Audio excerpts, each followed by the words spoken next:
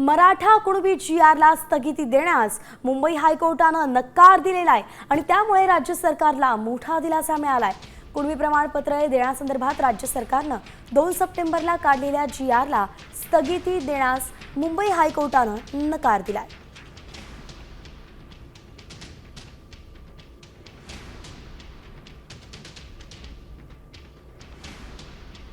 एकंदरीतच GRला स्थगिती देण्यास नकार देण्यात आलेला आताची सगळ्यात मोठी बातमी आपण पाहतोय। या सगळ्या सुनावणीकडे सगळ्यांचं लक्ष लागलं होतं, कारण की 2 सप्टेंबरला जो GR निघाला होता, सरकारनं GR काढला होता मराठा कुणबी प्रमाणपत्रांसंदर्भातला, त्याला आव्हान देण्यात आलं होतं, हायकोर्टात आव्हान दिलं गेलं होतं आणि त्यावरतीच आज सुनावणी होणार होती। त्यानुसार जी सुनावणी झाली आहे त्यामध्ये सरकारला खरं तर दिलासा मिळाला आहे। GRला स्थगिती देण्यास नकार देण्यात आलेला आहे। हायकोर्टानं खरं तर एक मोठा दिलासा राज्य सरकारला दिलाय आणि सोबतच मराठा बांधवांना सुद्धा दिलेला आहे। जो काही GR काढला गेला होता त्या विरोधात याचिका दाखल झाली होती। ओबीसी समाज आक्रमक झाला होता, हायकोर्टात ते गेले होते आणि स्थगिती देण्याची मागणी याचिकेद्वारे करण्यात आली होती, मात्र तशी कुठलीच स्थगिती देण्यात आलेली नाही आहे। थेट हायकोर्टानं नकार दिलेला आहे।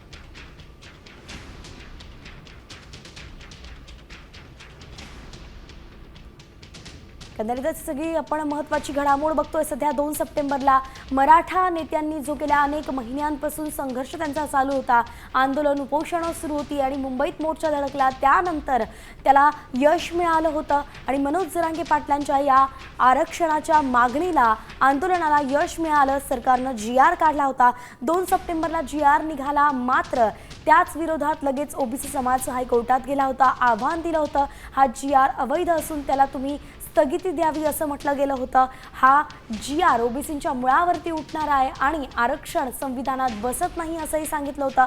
मात्र त्यानुसार आपण पाहतोय आता हायकोर्टात जी सुनावणी आज होणार होती त्याकडे सगळ्यांचं लक्ष लागलं होतं आणि त्याचीच अपडेट समोर आली आहे। राज्य सरकारला खरं तर दिलासा मिळाला आहे, कारण की GRला स्थगिती देण्यास हायकोर्टानं साफ नकार दिलेला आहे आणि म्हणून मराठा आंदोलकांना, मराठा नेत्यांना, मराठा समाजाला हा सगळ्यात मोठा दिलासा म्हणावा लागेल। मनोज जरांगे पाटलांचा खरं तर आपल्यासोबत ओबीसी नेते लक्ष्मण हाके जोडले गेलेत। लक्ष्मणजी, कोर्टानंच आता स्थगिती नाकारली आहे, कोर्टानंच त्याला वैध ठरवलंय, आता तुमची भूमिका काय? सरकारशी संघर्ष करणार आहात का?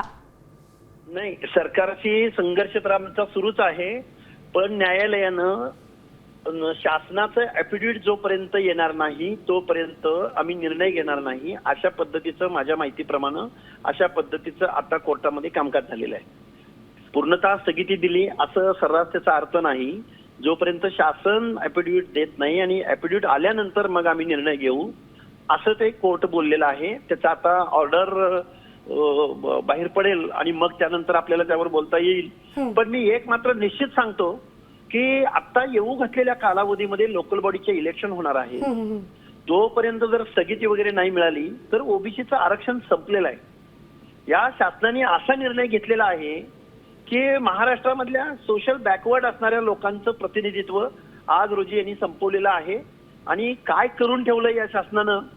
खरं तर हे प्रचंड ओबीसीचं आरक्षण संपवण्याची ही प्रक्रिया आहे की काय सर्व लोकांची मिळून, असं मला वाटतं। मी एक कार्यकर्ता म्हणून मी न्यायालयाचा आदर करणारा माणूस आहे।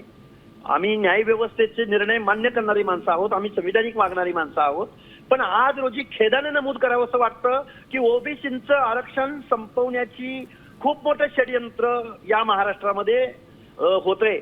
देशभरामधल्या कुठल्याही राज्यामध्ये अर्थातच लक्ष्मणजी, अतिशय मोठं विधान तुम्ही केलंय, तुमचा मुद्दाही लक्षात आलाय की तुम्ही थेटपणे म्हणताय हे एक षडयंत्र आहे ओबीसींचं आंदोलन संपवण्यासाठी। मोठं विधान लक्ष्मण आता isakal.com आहे देशातील नंबर 1 ची मराठी न्यूज वेबसाईट। प्रत्येक अपडेटसाठी isakal.com ला नक्की भेट द्या।